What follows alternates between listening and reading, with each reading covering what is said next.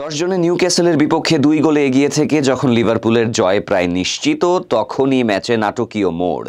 শেষ মুহূর্তে 2 গোল করে সমতায় ফেরে স্বাগতিক নিউক্যাসল। তবে যোগ করা সময়ের একেবারে শেষ দিকে 16 বছর বয়সী ফরোয়ার্ড রিও এনগুমোয়ার গোলে লিভারপুলকে এনে দেয় রোমাঞ্চকর জয়। সোমবার রাতে নিউক্যাসলের মাঠে অনুষ্ঠিত এই ইংলিশ প্রিমিয়ার লিগের ম্যাচে লিভারপুল জয় পেয়েছে 3-2 গোলে। ম্যাচের 35 মিনিটে হঠাৎ করেই এগিয়ে যায় লিভারপুল। বক্সের বাইরে থেকে চমৎকার এক শটে গোল করেন নিউক্যাসলের ডাচ মিডফিল্ডার রায়ান গ্র্যাভেনবার্চ।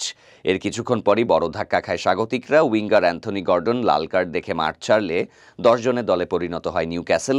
বিরতির পর খেলা শুরু হতে না হতেই লিভারপুলের হয়ে হুগো একিটিকে গোল করে ব্যবধান দ্বিগুণ করেন।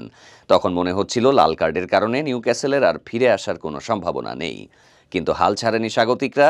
57 মিনিটে ব্রুনো গিমারেসের গোলে ব্যবধান কমায় নিউক্যাসল। এরপর 88 মিনিটে উইলিয়াম ওসুলার গোলে সমতায় ফেরে তারা। ম্যাচ তখন পুরোপুরি পাল্টে গেছে। নিউক্যাসল সমর্থকরাও আশা করছিলেন অন্তত 1 পয়েন্টের, কিন্তু যোগ করা সময়ের 10 মিনিটে লিভারপুল পেল জয়সূচক গোল। প্রিমিয়ার লিগে অভিষিক্ত 16 বছর বয়সী রিও এনগুমোয়া গোল করে লিভারপুলকে জেতালেন 3-2 ব্যবধানে। তার এই গোলে ম্যাচের ভাগ্য নির্ধারণ হয়। এই গোলের মাধ্যমে এনগুমোয়া ইতিহাস গড়লেন। লিভারপুলের ইতিহাসের সর্বকনিষ্ঠ গোলদাতা।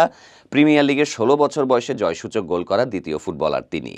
এর আগে 2002 সালে এভারটনের হয়ে আর্সেনালের বিপক্ষে এমন কীর্তি গড়েছিলেন ওয়েন রুনি। এনগুমোয়া গোল করেছেন 16 বছর 361 দিন বয়সে, রুনির চেয়ে মাত্র 1 দিন বেশি। এছাড়া প্রিমিয়ার লিগে এটি চতুর্থ সর্বকনিষ্ঠ গোলের রেকর্ড। এ নিয়ে টানা 17 ম্যাচে লিভারপুলকে হারাতে ব্যর্থ হল নিউক্যাসল। লিগে সর্বশেষ লিভারপুলের বিপক্ষে তাদের জয় এসেছিল 2015 সালের ডিসেম্বরে। ম্যাচ শেষে লিভারপুল অধিনায়ক ভার্জিল ভ্যান ডাইক নবীন সতীর্থকে নিয়ে প্রশংসা করেন। বলেন, এটা তার জন্য স্বপ্নের অভিষেক। ওর টেকনিক ছিল নিখুঁত। শেষ দিকে আমরা শান্ত থেকে সঠিক সমাধান খুঁজেছি। সেটা এসেছে রিওর কাছ থেকে। আমি তার জন্য ভীষণ খুশি।